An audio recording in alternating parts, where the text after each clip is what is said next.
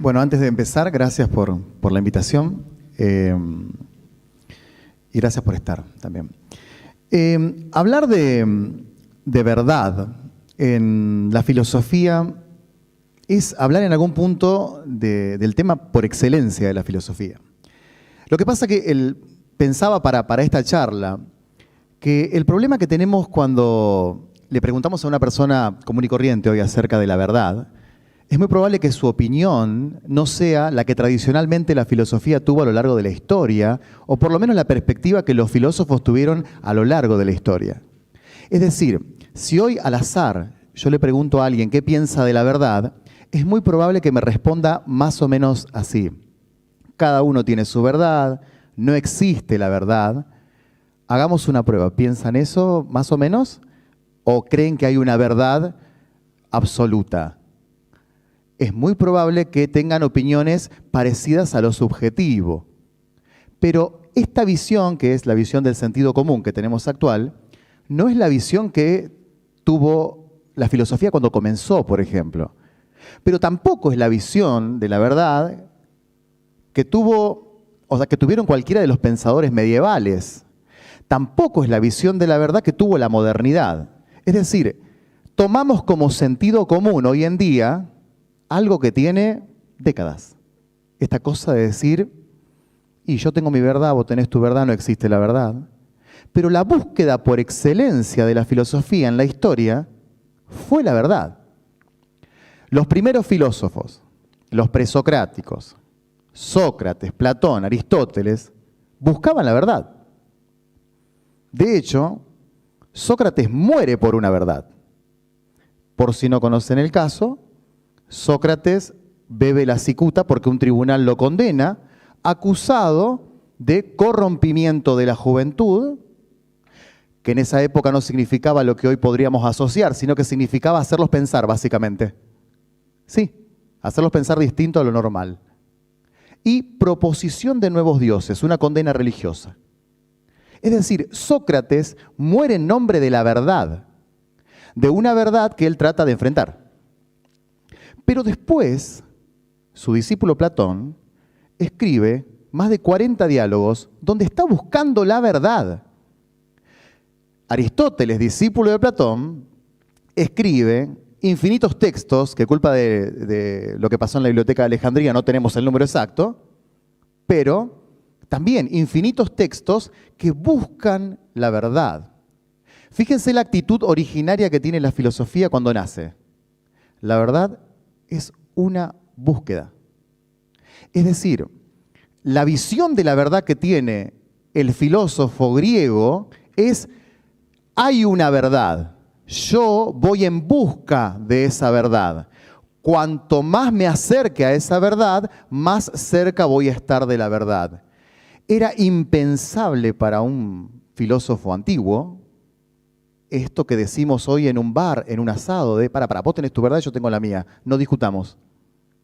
De hecho, las comidas que hacían los filósofos a la noche, esas comidas donde filosofaban, eran comidas, porque antes se filosofaba comiendo, ¿no? Ahora en la escuela es como que está prohibido, pero antes aprender filosofía era comiendo, ¿sí? Y tomando vino. De hecho, la palabra simposium en griego significa vino compartido, ¿sí? Tomaban un buen vino y cuando alcanzaban el nivel que hoy llamamos alegre, ¿no? Viste que cuando decimos, que sería cuando todavía, no sé si la experta en biología me va a retar, pero sería cuando las inhibiciones están un poquito reducidas, ¿no? Podríamos decir, empezaban a hablar. De ahí la famosa frase de Platón que dice, aquel que no bebe vino no es de confiar. Claro, linda para aplicar al cuñado que no quiere tomar, ¿no? Platón dijo, le decís si le pones un vaso de vino. Es decir, que los griegos buscaban la verdad en compañía. La filosofía nace buscando la verdad. Pero hay un proceso histórico que me gustaría explicar en pocos minutos, que hace que hoy, digamos con toda soltura, mira, no existe la verdad. Tratemos de ver ese proceso histórico. Es decir, Sócrates muere por una verdad. Platón busca la verdad y no voy a profundizar teóricamente, pero ¿escucharon alguna vez hablar del mundo de las ideas, del mito de la caverna? Bien, la verdad está fuera de la caverna, no está en el mundo.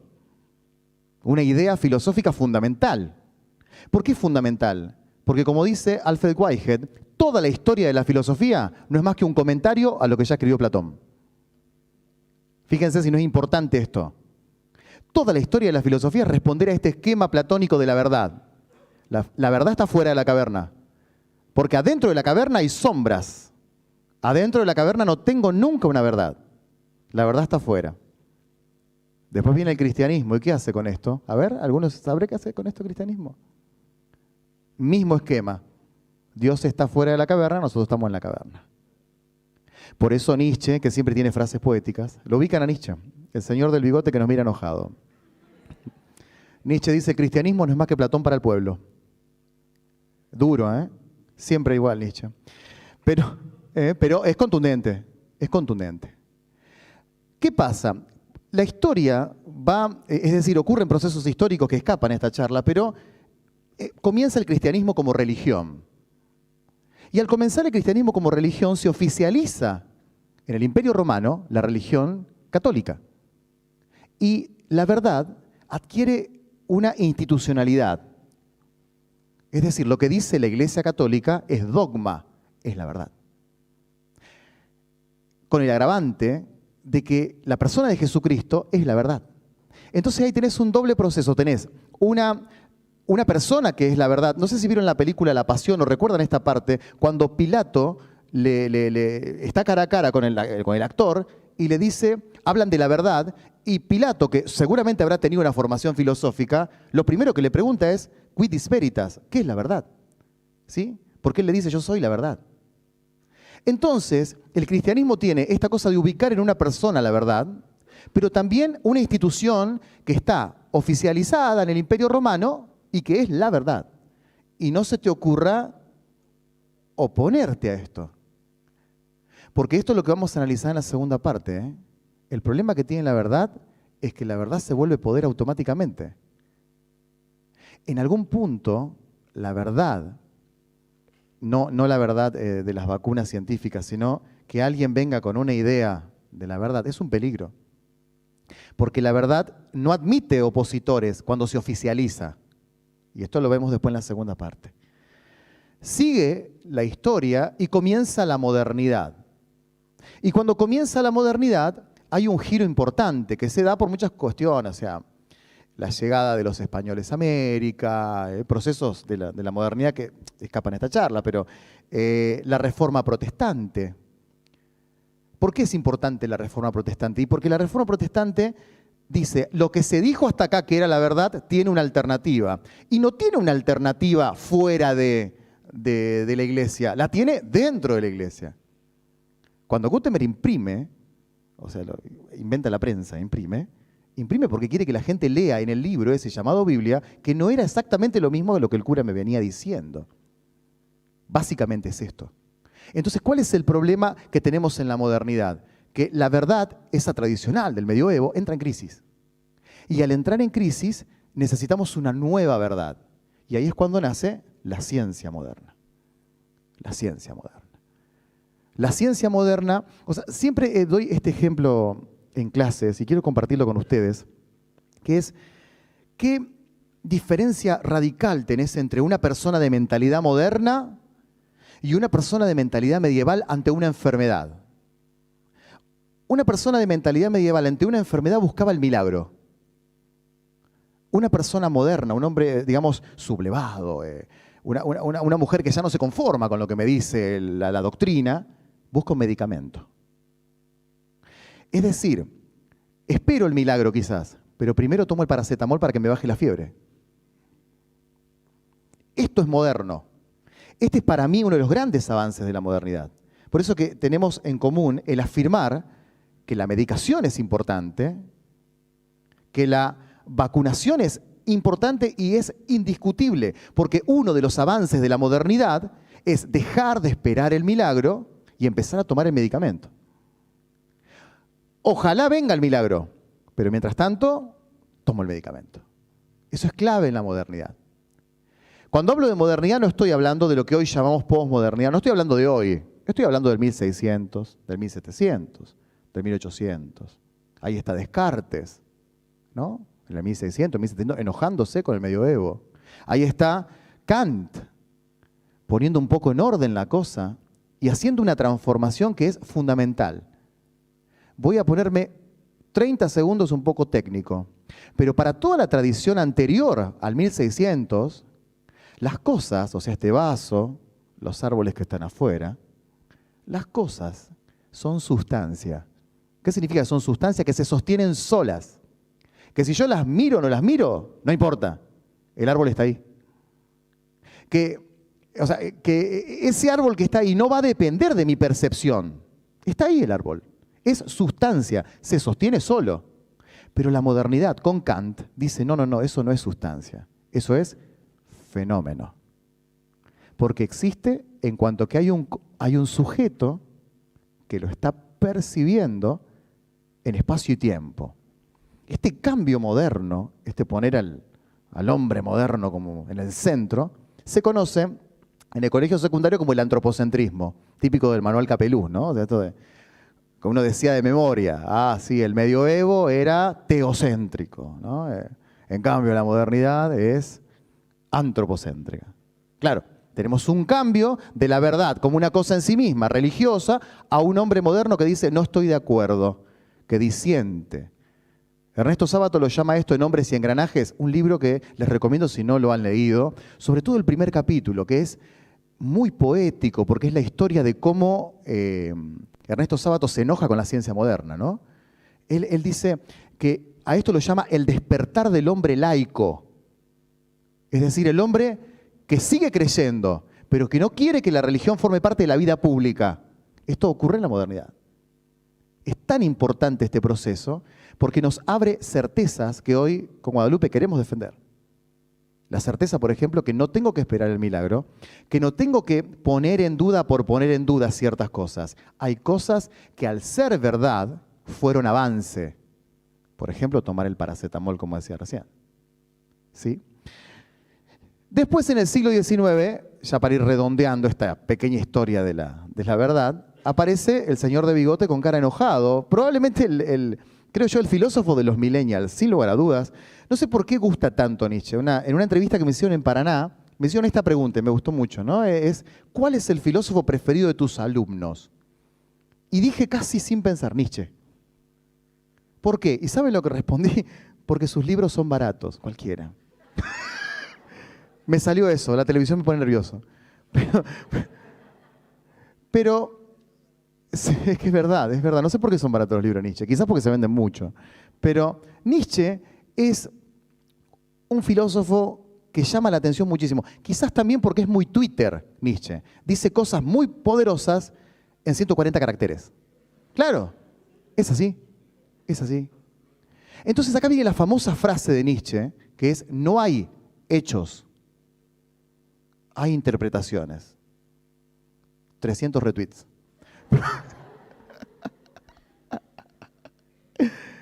Pero ¿por qué es tan fuerte esta frase? Porque Nietzsche te está diciendo, mira, todo viene, pero todo es metáfora. Todo es metáfora. No, decís vos, pero yo estoy seguro que yo amo a mi pareja. No, es metáfora. Mirá que es un hecho, es un hecho que te amo. Y Nietzsche dice, no, es una construcción que estás haciendo vos. ¿Qué sé yo si hay un hecho? Podríamos agregar que importa si hay un hecho. Mientras haya sujetos que estén interpretando eso. Pero para no volvernos nietzscheanos en este instante, deberíamos decir que esta destrucción que hace Nietzsche, esta frase tan fuerte, abre ideológicamente, abre filosóficamente un montón de alternativas interesantísimas para el siglo XX. Porque Nietzsche es un filósofo de la destrucción. Nadie puede ser el mismo después de un filósofo que afirma esto. Por eso, entre paréntesis, yo siempre en el canal de YouTube y en las redes sociales recomiendo, no empiecen por Nietzsche. Se van a deprimir.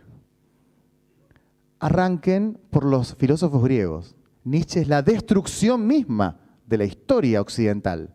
No solamente de la filosofía, sino de la ciencia también. De los mitos también. Entonces, este filósofo del siglo XIX abre un montón de posibilidades. Es como que de repente pone un bolillero donde puede salir cualquier cosa en el siglo XX. Y como puede salir cualquier cosa en el siglo XX, pueden salir también cosas negativas. Porque cuando uno entra en el camino del relativismo, del todo vale, bueno, visto y considerando que no hay verdad, yo puedo pensar lo que quiera, de repente aparece alguien que dice que la Tierra es plana. Y no lo podés creer, ¿no? Aparece alguien que dice que la Tierra es plana. A esto hay que sumarle que el siglo XX no ha sido un ejemplo de moral a nivel global. Es decir, 1914, Guerra Mundial, millones de muertos. 1939, Segunda Guerra Mundial, campos de concentración, asesinatos, gente destrozada de por vida, generaciones destrozadas. Y ahí es donde Sábato nos vuelve a decir, insisto con Sábato, nos vuelve a decir, la misma ciencia que nos iba a traer soluciones, que nos iba a traer cafeteras, que nos iba a traer un montón de cosas buenas para el avance, dice Sábato, que nos iba a traer el paraíso que el medioevo no nos trajo. La misma ciencia me trae un tanque de guerra, me crea un avión que tira una bomba.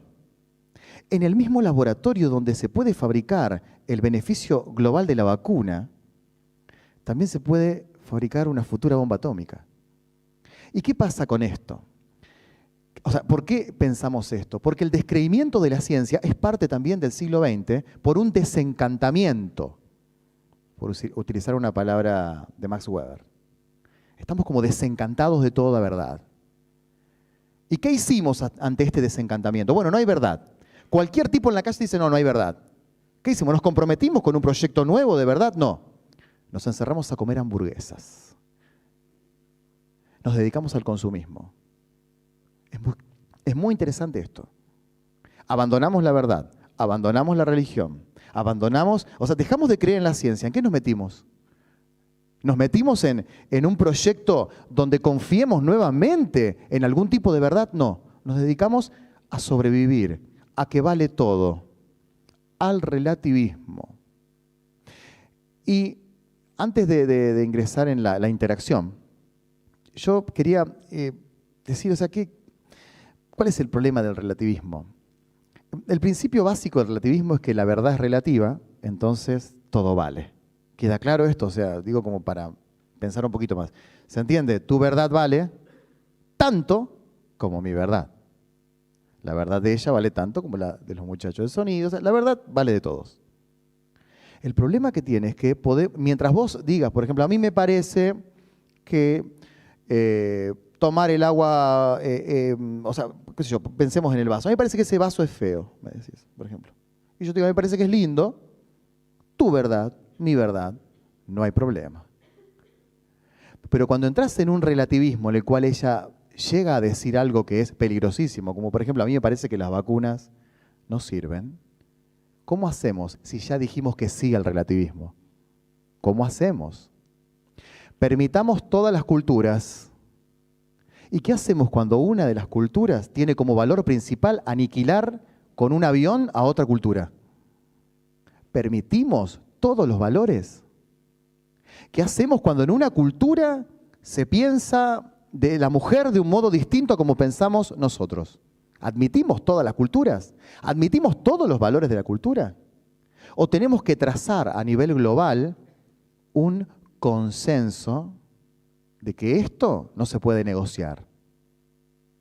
Esa es la pregunta que queda. Es diferenciar algunos conceptos, porque creo que muchas veces en la maraña de conceptos no se logra diferenciar qué es un hecho, qué es una opinión. Para que no ve todo bien. ¿Cómo? Ah, bien. No importa, que quede ahí fija. ¿Qué es un hecho? ¿Qué es una opinión? Yo quiero contar algo que... Hay un libro de Borges que se llama El Hacedor, que es un libro de poemas, donde el libro comienza con Borges presentándole ese libro en una situación ficticia a Lugones. se ve que después de que había muerto Lugones, a Borges le queda la sensación de que o sea, a Lugones no le había gustado la obra de Borges mientras estaba vivo. Pero Borges ve que a los 60 años, cuando escribe este libro de poemas, él intuye que podría ser que a Lugones ese libro le haya gustado. Un Lugones que ya había muerto en el 38. Es decir, 22 años después, Borges dice, tal vez este libro le pueda gustar. Entonces imagina una situación. Imagina que entra a la oficina donde trabajaba Lugones y le entrega el libro El Hacedor, que lo acaba de terminar. Lugones lo mira, todo como si fuera un sueño, y Lugones le dice, la verdad que este libro me gusta. Entonces Borges dice, como dentro de muchísimos años la memoria colectiva se perderá, tal vez las futuras generaciones crean que a usted le gustaron los libros que yo escribí. Díganme si no fue clara la... Es decir, a Borges le angustiaba que a Lugones no le haya gustado su obra, entonces intuye que quizás dentro de 300 años encuentren solo ese relato y digan, qué bárbaro, a Lugones le gustaba la obra de Borges, cuando en realidad el hecho era que no le había gustado. Es decir, de hecho no le había gustado la obra. Pero Borges decía, quizás en la construcción que hagan las futuras subjetividades en el futuro, piensen, engañosamente, pero lo piensen, que a Lugones le gustó mi obra. Acá tenemos una diferencia entonces. El hecho es lo que pasó. Este micrófono es negro, es un hecho, alguien lo pintó de negro. Ahora, la opinión, o lo que los griegos llamaban doxa, es lo que a cada uno de ustedes le parece este micrófono. Y decía Platón que la opinión, la doxa, se compone de dos partes, de la conjetura y de la fe. ¿Qué es la conjetura? Lo que yo pienso. Es decir, y este micrófono me parece que el color negro podría ser rojo, o sea, lo que yo pienso. Y la fe. ¿Qué es la fe? Creer que lo que estoy opinando es la verdad. Porque ese es el problema de la opinión, que cuando uno opina, uno tiene la fe de que es la verdad, si no, no opinaría. ¿Por qué uno opina sobre cualquier cuestión? O sea, por ejemplo, sobre el mate. ¿Cómo puede ser que tomes mate porque no me gusta? ¿O cómo puede ser que no tomes mate? Cuando uno está opinando, está arriesgando una hipótesis en la cual uno cree que es verdad. ¿Por qué? Dice Platón. Porque la opinión se compone de fe. De fe en que lo que estoy diciendo es la verdad. Entonces miremos los debates televisivos. No sé cuándo la televisión se volvió de ser mero entretenimiento a ser debate. Vieron que ahora, no sé si debate, mucha discusión. Yo por lo menos cuando hago zapping veo mucha discusión. Gente peleándose todo el tiempo. ¿Sí? Y vemos que uno trata de gritar más fuerte que el otro. Platón diría, tienen demasiada fe en lo que piensan. Y ahí vamos al concepto que está puesto en la diapositiva. Fíjense que sobre todos los conceptos, relativismo, verdad, consenso, todo lo que fuimos nombrando, ¿qué es lo más importante? ¿Alguno me lo dice? El poder. La verdad siempre va a ser la que imponga el poder. ¿Por qué pasa esto? Porque al destruirse el principio unívoco del poder, lo digo más sencillo, al dejar de tener una única verdad, que en los griegos era una cosa, en los medievales era Dios, en la modernidad era la ciencia newtoniana, al destruirse y quedar todo en 1000 pedazos, se impone de todos esos pedazos el que más poder tiene. ¿Y cómo se impone? ¿Golpeando? ¿A los gritos? ¿Manipulando? No, se impone normalizando, creando sentido común. Entonces todo el mundo toma por normal algo. Y cuando todo el mundo tomó algo por normal, el que se opone ejerce una resistencia. Entonces, ¿qué problema tiene el poder? Que normaliza. El poder quiere crear sentido común. Y acá empiezan las preguntas que yo hago hacia ustedes, hacia Guadalupe, y que son la previa de lo que pueden ser sus preguntas. La primera pregunta que yo me hago es, si decimos que el poder normaliza, ¿cuál es el rol que tiene el ciudadano de a pie y cuál es el rol que tiene la docencia? Porque muchos de ustedes están estudiando para docentes, y porque supongamos que no trabajen como docentes, pero tienen seres queridos, hijos, hijas que van a una escuela. ¿Cuál es el rol ante tanta creación de sentido común que te dice, es normal esto? No, pero mira que no, es normal. Es así. Ojo con el sentido común, porque como bien dijo Guadalupe, el sentido común te dice que la Tierra es plana. ¿Sí? Es decir, si vos te vas a guiar siempre por lo que ves, por el sentido común, la Tierra es plana. Así que hay que tener cuidado también con hacer pasar siempre el sentido común como lo lógico. O es así. Esa cosa de panadería que yo siento a veces, ¿no? Cuando voy y hago la cola con mis vecinos, ¿no? Y uno se da vuelta y te dice, es así. Cualquier opinión política, la que quieran, y el tipo hace como, es así. ¿Pero por qué? Porque él asoció su pensamiento con el sentido común. Opina sobre lo que sea y busca corroboración. Es un sesgo cognitivo, creo eso, ¿no? El de buscar corroboración en los demás. La idea de que, claro, todos los que estamos en la cola esperando un cuarto de bizcochitos, pensamos lo mismo que él. Claro. ¿Por qué? Porque él tiene normalizada una verdad. Y nadie le pegó, nadie le golpeó, nadie lo obligó. Simplemente le normalizaron una verdad, cualquiera sea. Y él anuncia en la cola de una panadería esa verdad. Y todos los demás, él cree que estamos de acuerdo con él. ¿Pero por qué él cree eso? Porque la normalizaron. Porque el poder te normaliza la verdad. La ventaja que tenemos todavía con el tema de las vacunas, creo yo, es que nadie normalizó semejante cosa, la oposición a la vacuna. Es decir, todavía sigue siendo lo normal, y tratemos de defender esto, que hay que vacunarse. Defendamos eso. Espero que en el futuro no tengamos la desgracia de que normalicen la oposición de este pensamiento. No sé si ahí quedó claro, capaz que me compliqué, pero ojalá lo normal siga siendo, hay que vacunarse. Porque cuando se normalice la otra posición, estamos en un problema muy serio, porque se creó sentido común. ¿Y cómo se creó? Y aquel que tiene más poder para imponer una opinión, impone sentido común. Ya sea desde un medio, ya sea como influencer en una cuenta de Instagram, ya sea en Twitter, ya sea creando un hashtag atractivo, pero lo puede crear sentido común. Entonces, ¿qué rol tiene el educador? ¿Qué rol tiene el ciudadano de pie? Esa es la pregunta. Es tratar el ciudadano de pie de no ir, esto ya algo lo había dicho Guadalupe, de no ir en busca de la noticia, de la verdad nueva, de no ir en busca con el esquema conceptual previo de él, queriendo buscar, queriendo creer, queriendo corroborar, diciendo, sí, claro, yo sabía que el mate era milagroso. Ahí está el tema. Cuando vamos a la red social a buscar lo que queremos buscar, estamos en un peligro grave, porque no estamos con aquella actitud de los griegos de observar la verdad. Estamos yendo con nuestra verdad a querer corroborar una hipótesis, que es mucho más peligroso. Bien.